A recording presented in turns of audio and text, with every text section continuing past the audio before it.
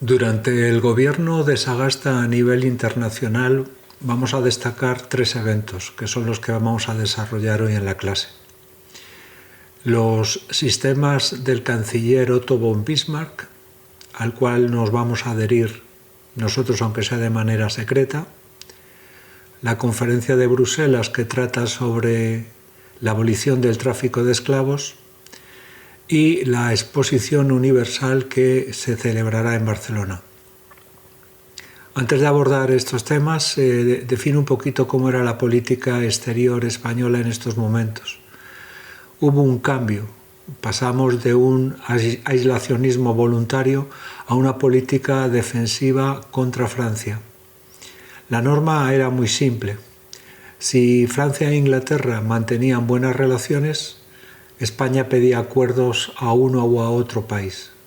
Pero si las relaciones entre Francia e Inglaterra eran malas, España pues estaba calladita y no hacía ningún tipo de declaraciones. Aunque estoy hablando de Francia e Inglaterra como las potencias más fuertes, la Alemania de Bismarck está cada vez aumentando su poder. Vamos a ver los sistemas bismarckianos. La unificación alemana, que terminó en 1870 con la adquisición de los territorios de Alsacia y Lorena por parte del Imperio Alemán, va a dar lugar a una nueva política exterior realizada por parte de Bismarck. El canciller alemán quiere sobre todo consolidar la unificación y para ello dice que no puede haber guerras. Y el único país que puede provocar una guerra es Francia, que está resentida por la firma del Tratado de Paz de Frankfurt, donde se le humilló. Por ese motivo, Bismarck va a hacer diferentes alianzas. La primera de ellas será con Austria-Hungría y con Rusia, que es la denominada Entente de los 3 emperadores, en la cual Rusia y Austria-Hungría se unen a pesar de tener conflictos en los Balcanes. Esta alianza se romperá en 1878 debido a los enfrentamientos que mantendrán por los Balcanes y que darán lugar tanto al Tratado de San Stefano como al Congreso de Berlín. El segundo sistema de alianzas, Bismarck lo que va a hacer es reafirmar esta alianza que tiene tanto con Rusia como con Austria-Hungría, renovando la Entente de los 3 emperadores, también llamado Acuerdo Austro-Ruso-Germano. Pero no solo eso, sino que además en ese sistema va a incorporar a Italia con la firma de la Triple Alianza, debido al conflicto que mantenía Italia con Francia por el control de Túnez. El último sistema de alianzas, que es de 1887, Alemania quería tener el apoyo tanto de Italia como de Gran Bretaña como de Rusia. De esta manera se va a renovar la Triple Alianza. En segundo lugar, veremos esta firma del Acuerdo del Mediterráneo, por el cual Gran Bretaña se incorpora a las alianzas bismarckianas. Y en último lugar, tenemos el Tratado de Reaseguro, una alianza con Rusia con un único objetivo de que no se alíe con Francia. De esta manera, en 1887 vemos que Alemania ha sido capaz de aliarse con Rusia, con Austria-Hungría, con Italia y con Gran Bretaña como grandes potencias europeas, dejando así a Francia aislada y sin poder tener aliados. De esta manera concluimos con que los sistemas bismarckianos han sido un éxito rotundo en la política internacional. Tras la renovación de la Triple Alianza en 1887, como hemos visto en el vídeo, se firmó el Pacto del Mediterráneo, donde entró también Inglaterra con el objetivo de expandirse por África y frenar a Francia. Lo que no ha contado el vídeo es que nuestro gobierno, el gobierno de Sagasta, entró también en este pacto del Mediterráneo, firmándolo en secreto el ministro de Estado Segismundo Moret. Con esto nos comprometimos a llegar a un acuerdo con la Triple Alianza que consistía en que durante 4 años no firmaríamos ningún tipo de acuerdo con los franceses. 4 años después, ya con un gobierno de Cánovas, se renovó otros 4 años y se siguió manteniendo en secreto. De hecho, este tratado no vio la luz pública hasta el año 1904.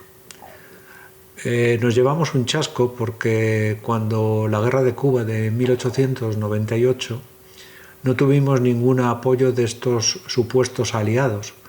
La razón estriba en que en este tratado no estaba incluido la isla de Cuba, ya que no entraba en las cláusulas de este tratado.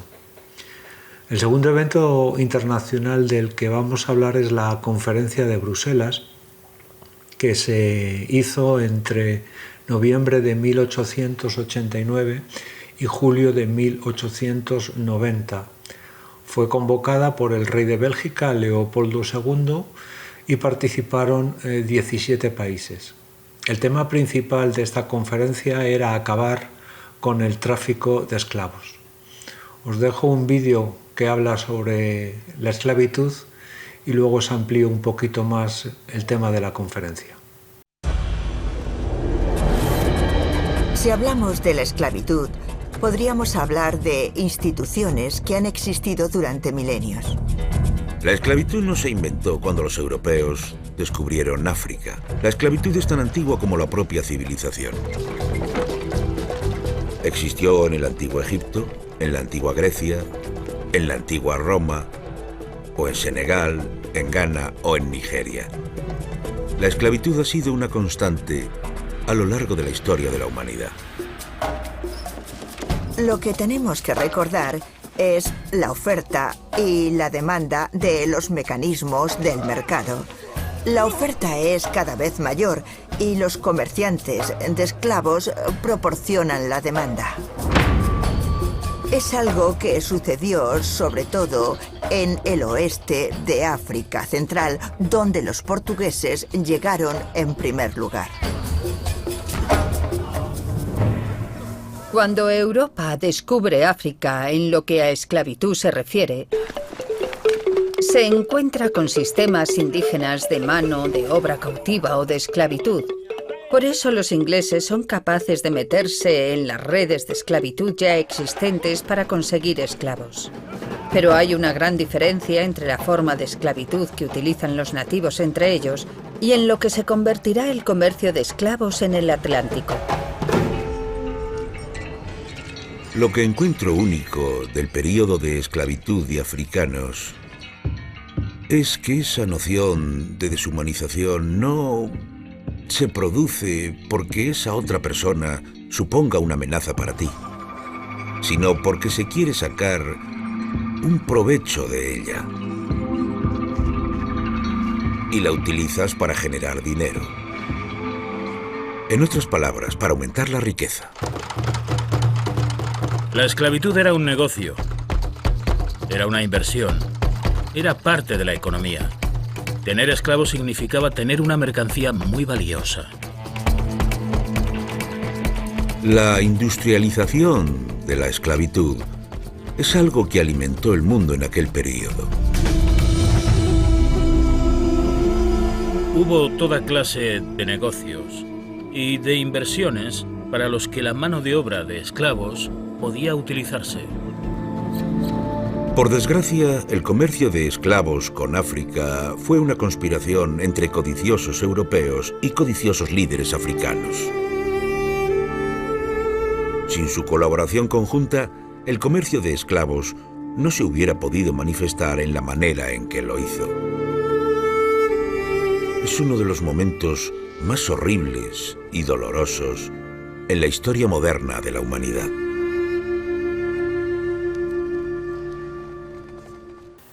El representante español en la conferencia de Bruselas fue José Gutiérrez de Agüera, que llevaba las siguientes directrices dadas por el gobierno de Sagasta. aceptar todas las medidas para acabar con la esclavitud en África, siempre que no atentaran contra los derechos e independencia de los estados. En segundo lugar, evitar la concesión de los derechos de visita y vigilancia a cualquier estado. Y por último, la abolición del derecho de visita de Inglaterra sobre los barcos españoles, que es una herencia de los tratados Inglaterra-España de 1817 y 1835. Las conclusiones a las que se llegó en la conferencia de Bruselas sobre la abolición de la trata de esclavos fue su supresión a gran escala y la represión también del tráfico de esclavos. Sin embargo, se mantuvo la trata de esclavos, dijéramos, a pequeña escala. Aunque la conferencia de Bruselas, su tema principal era la abolición de la esclavitud, había otro tema más importante y que realmente fue el motivo de las conferencias, que es solucionar los problemas de tipo económico que estaban surgiendo en el reparto del continente de África. Ya habían sido tratados en la conferencia de Berlín. El tema más conflictivo entre Francia e Inglaterra fue el derecho de visita. Francia solo consentiría el derecho de visita a sus barcos por parte de los ingleses en las zonas de la costa del Índico y por oficiales franceses. Inglaterra lo aceptó, pero no así hizo lo mismo con España ni con Portugal. Lo único que se comprometió fue a revisar los tratados firmados con ambos países. Por tanto, a partir de ahora, el derecho de visita queda reducido a la costa oriental de África y también se estableció un reglamento para ejercerlo, para evitar las irregularidades. Otro punto del que se habló fue la introducción de armas, municiones y alcohol en África. El objetivo era evitar el contrabando que estaba perjudicando a países que tenían el monopolio de dichos productos. Y por último, se completó el reparto de África entre Alemania, Francia e Inglaterra. Hasta el año 1960, África estuvo bajo el control europeo. El Imperio Británico fue el más extenso de todos. Comenzó a formarse en el siglo XVIII, pero alcanzó la madurez durante el largo reinado de Victoria I de Inglaterra, 1837-1901. Sus dominios se extendían por los 5 continentes. En Asia, la India fue sin duda el dominio más importante del Imperio Británico y se la conocía como la joya de la corona. Se trataba de una colonia de explotación administrada por la Compañía de las Indias Orientales. Se convirtió en la principal suministradora de materias primas, algodón, té. La construcción del Canal de Suez agilizó de manera notable las relaciones con la metrópolis. Otras áreas de dominio británico en Asia fueron Malaca, Singapur, Birmania y China, que tras la Guerra del Opio se vio obligada a ceder Hong Kong a Gran Bretaña y a abrir varios puertos costeros al comercio exterior, no solo a Gran Bretaña, sino también a Francia o Estados Unidos. Fueron los llamados tratos desiguales. En el Mediterráneo, Gran Bretaña controló una serie de colonias en el camino hacia la India por el Mediterráneo, una vez abierto el Canal de Suez, Gibraltar, Malta y Suez. En África se adueñó de una de las áreas más ricas de África, el sur, abundante en oro y diamantes, y el valle del Nilo, Egipto y Sudán, con sus fértiles cultivos de algodón. En Oceanía, Nueva Zelanda y Australia, esta última utilizada como prisión para aliviar la masificación de las cárceles inglesas. En América conquistaron Canadá y en el Caribe Honduras, Jamaica o las Guayanas. El imperio colonial francés constituyó en el siglo XIX, tras el británico, el segundo gran imperio en importancia y extensión. Pretendió estimular la autoestima nacionalista francesa. En el norte de África conquistó Argelia, Túnez y Marruecos. En el centro del continente poseía el Congo, Senegal, Guinea, Costa de Marfil, Chad y Madagascar. Su proyecto era unir los extremos este y oeste del continente que le permitiese comunicar con sus posesiones los océanos Atlántico e Índico. En el sureste de Asia, Francia formó la Unión Indochina. En América controló en el Océano Pacífico Tahití y en América del Sur Guayana. Alemania, ocupada en el proceso de unidad nacional, se incorporó tarde al nacionalismo, igual que Italia. Logró anexionarse tras la Conferencia de Berlín de 1885, que decidió el reparto de África, algunas posesiones en África, Togo, Camerún y Tanganica, y en Oceanía, Nueva Guinea. Portugal reafirmó y aseguró su presencia en Angola y Mozambique. España, tras una guerra con Estados Unidos, perdió en 1898 sus colonias de Cuba, Puerto Rico y Filipinas. Controlaba en África Occidental Ifni, Río Muni y Fernando Po. Los Estados Unidos, tras la Guerra de Secesión 1861-1865, inician su expansión colonial con la compra de Alaska a Rusia y la guerra con España 1898, que le da el dominio del Caribe y la influencia sobre Cuba. Sin embargo, gran parte de la acción imperialista de Estados Unidos, se concentra en la conquista del oeste. Los europeos y el resto de potencias coloniales, Estados Unidos y Japón, se comportaron de forma muy diversa en sus territorios coloniales dependiendo de los intereses perseguidos. Podemos distinguir las siguientes formas de dominación y organización colonial. Las colonias de administración directa eran territorios que habían sido conquistados por las armas. La potencia colonial imponía sus funcionarios y sus instituciones y las administraba sin ningún tipo de compromiso hacia la población local. Fue el tipo más extendido. Los protectorados eran territorios donde se respetaba el gobierno indígena ya existente para evitar problemas. El gobierno local controlaba la vida interior de la región, mientras que la política exterior era gestionada por la potencia colonial de turno. Fue un modelo utilizado por Francia en Marruecos y por Gran Bretaña en Birmania. Los dominios eran colonias con una población blanca mayoritaria, motivo por el que la metrópolis le otorgaba un amplio autogobierno para gestionar sus propios asuntos, pero siempre limitado por un gobernador nombrado por la reina. Fueron los casos de las colonias británicas de Canadá, Australia y Nueva Zelanda.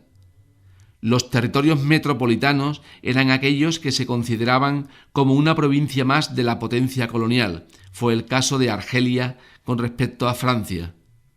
Finalmente, las concesiones eran territorios cedidos o alquilados a la metrópolis, codiciados por su interés estratégico o comercial. Fue el caso de China, que tras la Guerra del Opio hubo de ceder alguno de sus puertos, Hong Kong entre ellos, al Reino Unido. El último evento internacional del gobierno de Sagasta del que os voy a hablar es la Exposición Universal de Barcelona de 1888. En estos momentos la ciudad de Barcelona tiene unos 450.000 habitantes. Es la segunda ciudad más importante de España a nivel político y la primera a nivel industrial. La Exposición Universal se inauguró en el mes de abril y se clausuró en diciembre. El sitio donde se celebró fue el Parque de la Ciudadela y participaron 22 países. La idea original de la Exposición Universal no fue hecha por un catalán, sino por un empresario gallego que se llama Eusebio Serrano. Esto se lo propuso al Ayuntamiento de Barcelona en 1885, pero no pudo hacerlo solo debido a la falta de liquidez y abandonó el proyecto. Entonces el Ayuntamiento de Barcelona lo acogió y se rodeó de un grupo de empresarios y formaron una comisión que se la llamó el Comité de los Ocho. El proyecto fue encargado a Josep Fontserè con la colaboración de Antonio Gaudí. Construyeron y realizaron amplios jardines para paseo de los ciudadanos, una plaza central, un paseo de circunvalación, una fuente monumental, 2 lagos, un bosque, edificios auxiliares, infraestructuras y un sinfín de cosas. Para levantar todos los edificios de la exposición tuvieron que rehabilitar el barrio de La Ribera. Para ello derribaron 1.200 casas y desahuciaron a 4.500 personas. Todas ellas no recibieron ningún tipo de indemnización. En la inauguración estuvieron toda la familia real, la regente María Cristina con su hijo Alfonso XIII de 2 años y la princesa de Asturias. Además, el presidente del gobierno, Sagasta, y el alcalde de Barcelona. Los precios para entrar a la exposición eran de 1 peseta, pero también se podían sacar abonos de 25 pesetas para poder visitarla durante todos los días. Además de la exposición se celebraron muchos eventos, fiestas, conciertos, carreras de caballos, congresos, actos deportivos y culturales. Fue un éxito. Fue un éxito debido al gran trabajo que hizo la Junta Directiva, que difundió el proyecto con delegaciones tanto en España como en Europa y en América. Se llegaron a recibir de visitas 2.240.000 y se obtuvieron como beneficios 2 millones de pesetas. Pero también hubo críticas. Hubo críticas debido a las malas condiciones de los obreros que levantaron los edificios de la exposición, a la gran inflación de precios que se dejó en Barcelona y a las críticas de intelectuales políticos republicanos y catalanistas que consideraban que había un pacto entre la burguesía catalana y la monarquía. Otra cosa que nos deja la Exposición Universal de Barcelona es la introducción de un nuevo estilo artístico, el modernismo. Ahora os dejo con un vídeo donde podréis ver las imágenes de los edificios que se levantaron en la Exposición Universal de Barcelona de 1888. La Exposición Universal de 1888, la primera celebrada en el Estado español, reunió ciencia, tecnología en Barcelona en un momento en el que parecía que todo se transformaba. Los nuevos transportes y la electricidad empezaban a cambiar la forma de vivir de las personas, y este gran evento, como más tarde harían la segunda exposición, las Olimpiadas o el Fórum de las Culturas, también modificaba la fisonomía de la ciudad. La nueva Ciutadella acogió una feria que recorreremos desde sus inicios hasta sus consecuencias. Bienvenidos a la Exposición Universal de Barcelona 1888. Vamos primero un poco más atrás en el tiempo. En 1851 se celebró en Londres la primera Exposición Universal, llamada The Great Exhibition, que tenía como espectacular sede el Crystal Palace. Más tarde, la otra gran capital europea del momento, París, también quiso organizar su exposición. Estas iniciativas tuvieron un éxito sin precedentes que provocó un sinfín de exposiciones en todo el mundo. Los organizadores presentaban a unos sorprendidos visitantes los grandes avances tecnológicos y científicos de la época que parecían destinados a mejorar la vida de las personas. A la vez, sin embargo, estos discursos ocultaban la lucha por los derechos de los obreros y las peleas entre naciones para acoger la exposición más espectacular. Pero volvamos ahora a Barcelona. En 1885, el empresario gallego Eugenio Serrano, que había estado en las exposiciones de Amberes y París, propuso al Ayuntamiento de Barcelona la organización de una exposición pidiendo a cambio solo el terreno necesario. El Ayuntamiento concedió a Serrano el espacio de la Ciutadella, que, con el derribo de la fortaleza construida después del sitio de 1714, estaba siendo convertida en parque urbano por el arquitecto Josep Fontserè. Ahora bien, con el tiempo, a Serrano se le acabó el dinero y desistió. El ayuntamiento, previendo un fracaso económico, además de un ridículo internacional, decidió asumir la empresa como proyecto de ciudad. Solo un año antes de la inauguración, el arquitecto Elias Rogen, autor, por ejemplo, del edificio central de la Universidad de Barcelona, continuó la obra de Serrano ampliando el recinto al llamado Salón San Juan, actual Paseo Lluís Companys. Entre los edificios y monumentos realizados para la exposición, de los que sabremos más cosas durante el itinerario, destacan el Palacio de Bellas Artes, el de Agricultura, el café-restaurante que aún podemos ver, el imponente Palacio de Industria, la Galería de las Máquinas, el magnífico Hotel Internacional, el Monumento a Colón y el Palacio de Ciencias. Este palacio acogía todo tipo de exhibiciones y aparatos. El último descubrimiento científico o el más avanzado mecanismo tecnológico eran parte esencial en la promoción de la exposición. Debemos imaginar, pues, que paseamos por una exposición llena de estos edificios efímeros y de atracciones científicas. La fuente mágica, los panoramas, la montaña rusa, el globo cautivo o incluso los helados y la horchata hicieron las delicias de los cerca de 2 millones de visitantes. Además, un puente por encima de las vías del tren llevaba a la sección marítima, donde se podía cenar en un restaurante flotante.